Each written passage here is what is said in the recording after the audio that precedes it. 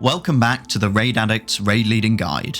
I'm Zafu, and today I'll be covering the pitfalls raid leaders can fall into and how to avoid them. As always, if you have questions, suggestions or comments, please do engage below the video or join the Raid Addict's Discord community. A link is in the description. How many stories have you heard about guild leaders giving priority to their husbands for getting a trinket, or officers deciding they simply don't like an individual and therefore he is benched every night? Regardless of these outside and sometimes odd examples, it is important to catch yourself making subjective decisions, because we all do it. Luckily, as a raid leader, you have tools and data that top 500 companies would kill for.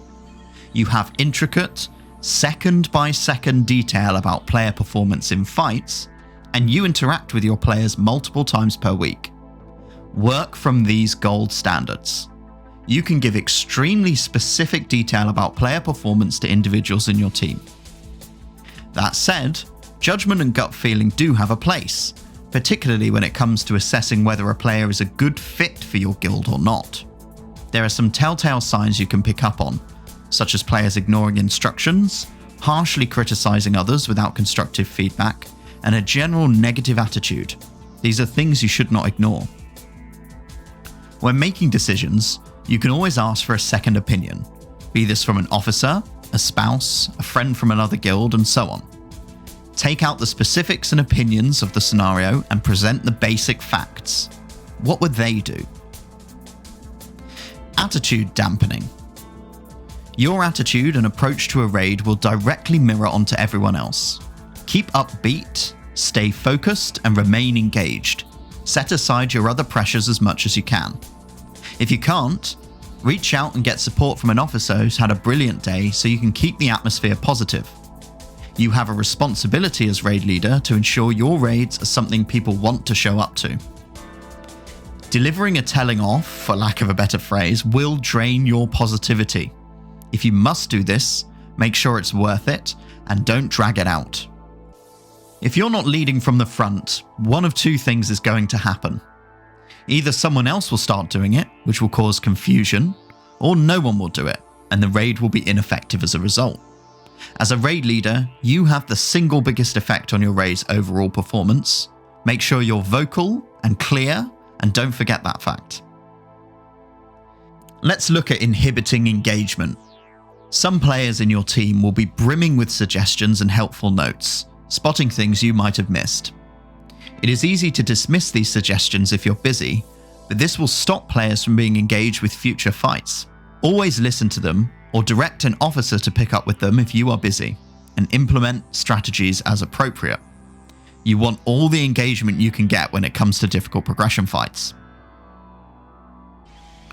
Lastly, let's look at availability and delegation, aka avoiding burnout. Raid leaders can quickly become burned out in their role. It makes sense. Even just looking at all the considerations I've presented in these videos, it's very clear that this can be an overwhelming task. Ask for support and be honest with yourself about what you can and cannot deal with. This is so important. If you are doing too much, cut back, delegate, or take a more relaxed approach. Here are some tips to bear in mind. Always think 6 to 12 weeks ahead and plan for the worst case scenario. If you lost an officer, progress was slower than expected, and you had to recruit, could you maintain this level of activity and involvement for, say, 3 months? Look at where your pinch points are. What is causing you the most strain as raid leader? Try delegating or breaking up the task into smaller responsibilities for you and your officer core. This applies to those around you as well. Check in with your officers regularly to ensure they aren't overwhelmed, and establish their pinch points and frustrations if you need to. By doing this, you will be able to remain consistent and perform at a good standard tier after tier without burning out. Lastly, do take a break. Once you've met your goals, or if you have some real-life vacation time, don't be afraid to sit for a raid or two if you need to. You, being the awesome raid leader that you no doubt are, will have capable officers and players who can cover for you temporarily. Plan these absences in advance and give your delegates the tools they need to succeed, such as notes and so on. Thanks for watching this guide. In a future series, we'll cover the tools available to raid leaders and how to use them effectively. Keep an eye out for those videos, as well as all of the Shadowlands boss guides coming very soon. Take care and have fun.